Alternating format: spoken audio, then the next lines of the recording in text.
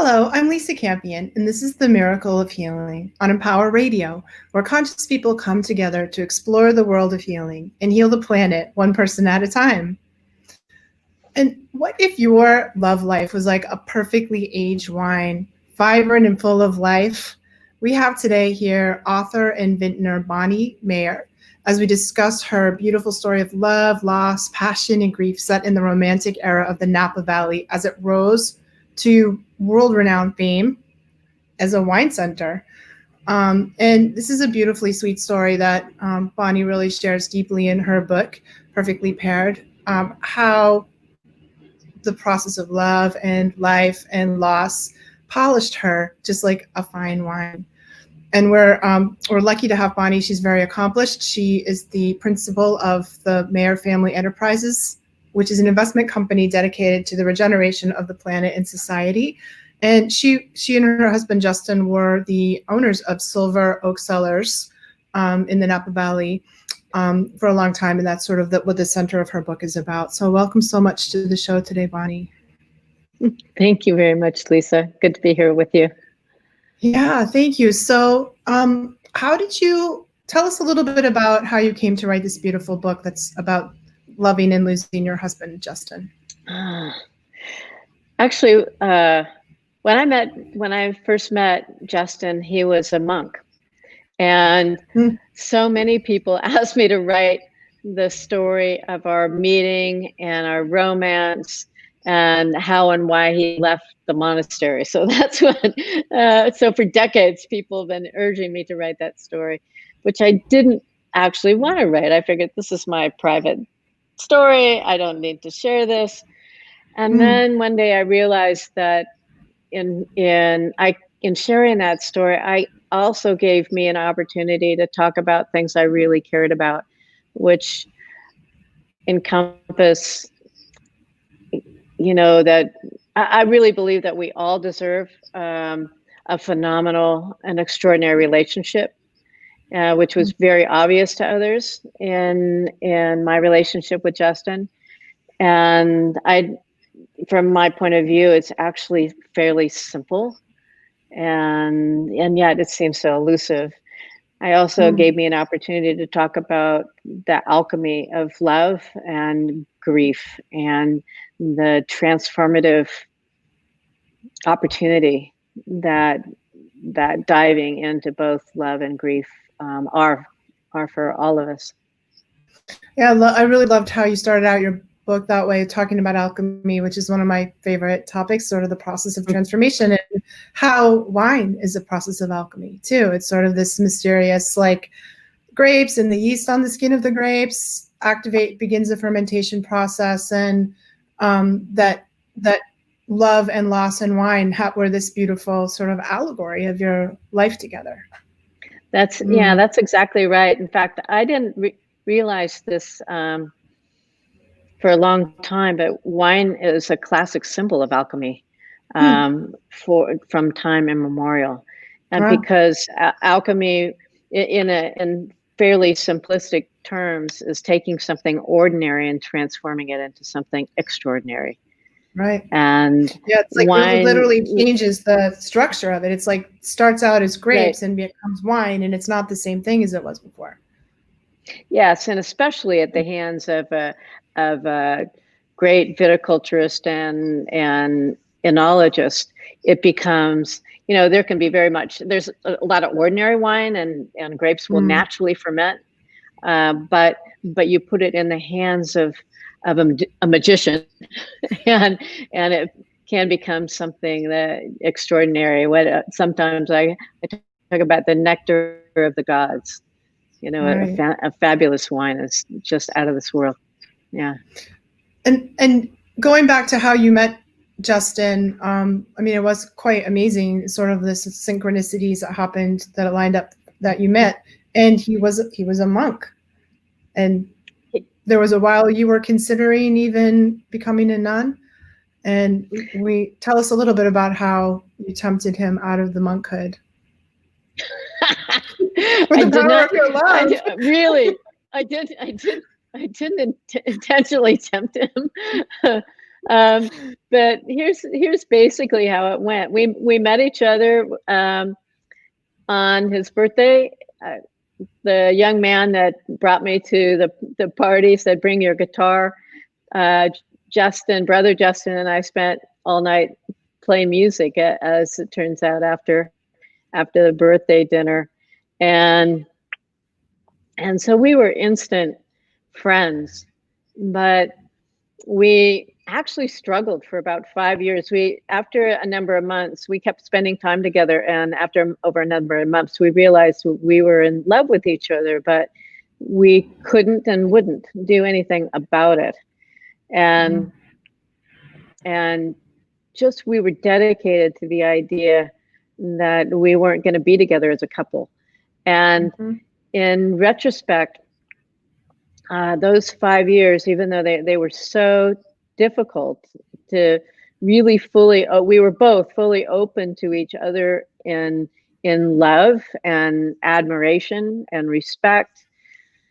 And yet, just also, again, focused on not knowing that we couldn't be together. That actually created an amazing, I think one of the reasons our relationship was extraordinary is it created this foundation for our relationship that was based in non-attachment. And since then, I really have learned from other traditions about the principles of non-attachment, and that works so well. And that doesn't matter what stage you are in your relationship, how many years you've been together. When you can be with someone and love them absolutely completely without being attached, that's a recipe for beautiful alchemy and extraordinary love. It really came through in your book, that you guys seemed like you were dedicated to allowing each other to fully be who you both were, even when it could be problematic. For example, on the day before Justin passed away, you were sad that he wasn't taking care of his health, and he said, "I am who I am. Like, I'm a person that is going to live the way I'm going to live," and then died. He said something that was he just looked at me and he says, "Don't you know who I am?" Right? I mean, we had been married for 30 years by then, and don't you know who I am?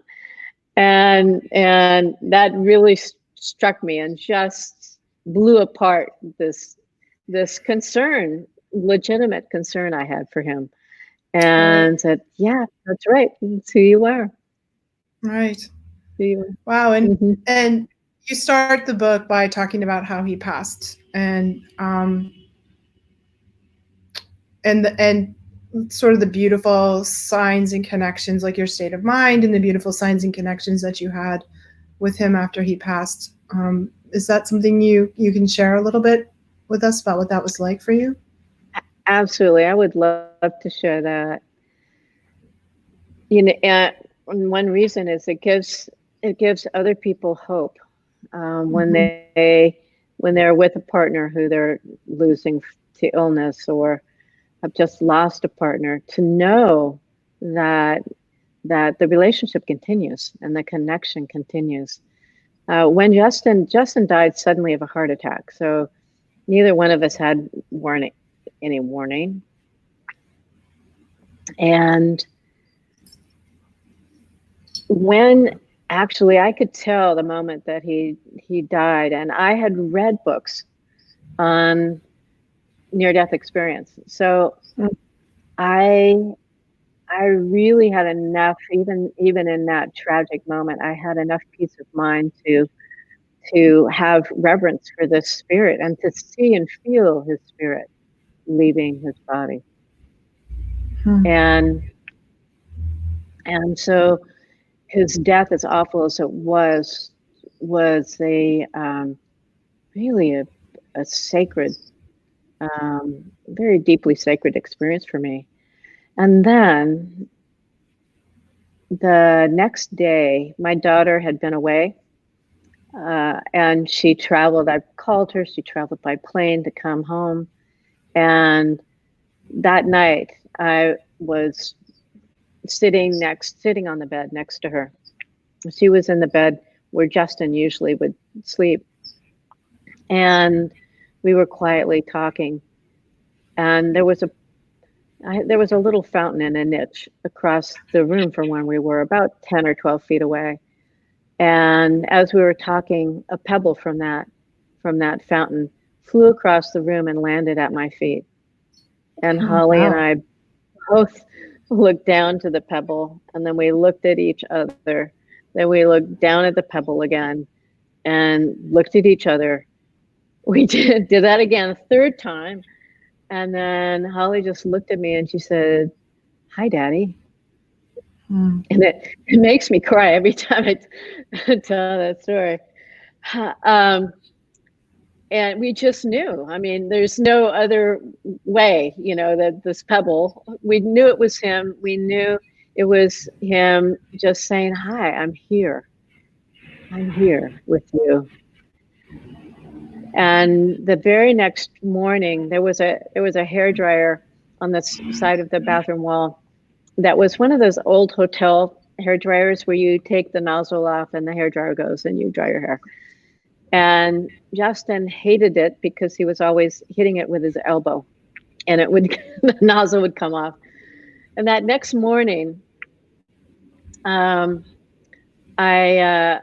was in the bathroom and the hairdryer started going, and I thought, well, that's curious. So I take the nozzle off, put it back on, and it's still going. And I do that a couple times, and I just shrug my shoulders and I go, I guess it's broken. And then it stopped. I thought, that's curious. And by that evening, I realized, and by then I had my best friend had arrived. And by then we realized that every time I was in a deep state of grief, the hairdryer would go wild. And as I calmed down, the hairdryer would calm down. And as I really got peaceful again, the hairdryer would stop. Wow. And so, again, it was just so obvious that was Justin saying, "I'm here with you. Everything's going to be okay. I'm here with you." And that went on for about a year, by the way. Wow. That's incredible. Yeah, that went on for about a year. And later on, I learned how to connect with him in other ways. Mm-hmm. Seems like he was really responding to your emotional states, and Yes. using the hairdryer to kind of, let you know that he was feeling you. Yes. Yeah. It was like a kind of a little hug or a pat on the back. I'm here. It's okay. Everything's going to be all right. It's a beautiful story. I think you're right. Like so many people that have lost. So my father just passed away a few weeks ago, and my parents were married for 60 years. And it's like our house is full of signs of my dad, and my mom, is really connecting with him all the time in so many different ways. And I just think that it's a comfort to all of us that, what you said is true. It's like when they leave this form, but they don't leave us. Well, that's right. And I have to say, I've asked people, so has anything happened, after your beloved or your parents or brother have died? Have you noticed anything? Well, yeah, I noticed this, but, I wish I could connect with them. And they will tell me about these things that have happened. And yet they just have a hard time because our culture doesn't fully embrace this whole idea. People have a hard time really letting that in, and the more you let it in, the more it happens. And so hopefully one of the messages in my book and the experience of your mother really helps encourage us all to say, hey, this is really the way things are. This is, our spirits really don't die, and this can be a comfort to you, and this can be a more widely accepted experience, so that we can let it in, so we can let the experience in. And in other cultures, by the way, it's very normal in the Hawaiian culture to accept all these things. So it's really just cultural. And the more open we are, the more we get to enjoy that continuing relationship. Thank you. Yeah, thank you for sharing your experience. I'd love to talk a little bit about wine, because wine is such a central theme of your life and your book. And you and Justin were the owners of Silver Oaks Winery Vineyard, which is one of the premier wineries in Napa Valley. How did you guys come to be owning a vineyard? I met Brother Justin when I was a student at UC Davis, and he was finishing his master's degree. As a Christian brother, he was actually studying winemaking and grape growing there so that he could run Christian Brothers. And then when he decided to leave, he really wanted to stay at Christian Brothers, but it wasn't in their paradigm to have a non-religious, a non-brother, be in charge of the winery there. So while he was a student, though, Christian Brothers was making over 40 different kinds of wines and brandies, and that was a little frustrating for him. He felt like it was being really pushed into doing more and more by their marketing company and not by what's wonderful. And so he had this opposite reaction. Sometimes we experience things in our life and we go completely in the other direction. And he said, I think Napa Valley and Alexander Valley, which is a little northwest of here, the perfect grape for these places is Cabernet, and that's what it should focus on. And that's what I would like to do. I would like to start a winery that's just a Cabernet winery. So he had this idea just as he was leaving the brothers, an idea that had been forming and growing inside of him for a little while. And it just so happens, another synchronicity, that he met about that time, in between when he left the brothers and we were married. He met a guy named Ray Duncan, who was an oil man from Colorado, who had just bought a lot of property, encouraged by a friend of his, and he was looking for somebody to farm it. So he approached Justin to see if he would plant his 500 acres to grapes. And Justin says, "Well, I could, but I don't want to. What I want to do is start a winery." And that evening, over a barbecue, they decided to go into the wine business together. And so Silver Oak, we started.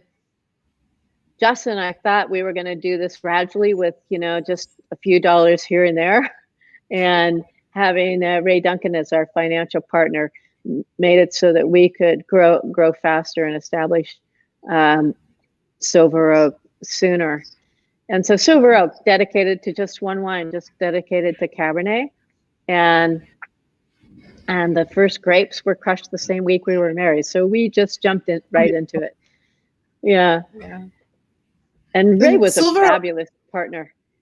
Silver Oak Cabernet is like sort of famous as a lover's wine, isn't it? It's like so many. It's like used in like weddings, and people get engaged there, and it's like for toasting. Like, I don't know, and I feel like talk about this in your book, that sort of the energy of love that you had together and you had with your family and that you put into your winery came out in the grapes, and so that people would feel love when they drink your wine, which I think is such an excellent form of alchemy. Yeah, I really felt like that was true. People say, "Well, so how did Silver become so famous and so popular?" And I think it's just the reverence that we had for our employees and for our purveyors, for our distributors, for our customers, and the love for what we were doing. I really feel like it infused the wine with that the wine ended up being infused with the love. And when you're passionate, it doesn't matter what you're doing. It doesn't have to be wine, whatever you're doing, if you're passionate about it and you pour your own love into what you're doing, I think it just makes life so much better, and people can feel it. People can feel it.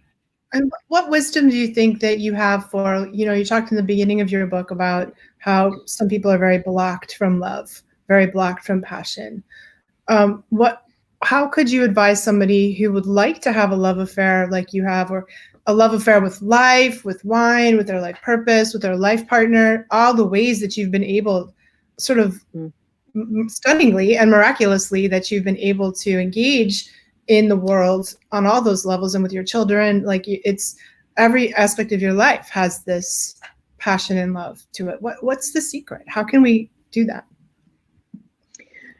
I think it's another spiritual principle. So there's non-attachment, but there's also vulnerability. And when there's a huge power in vulnerability. We think of it as being not powerful, but it's the opposite. And when we're not afraid to just go for something and to be who we are, that really opens our heart.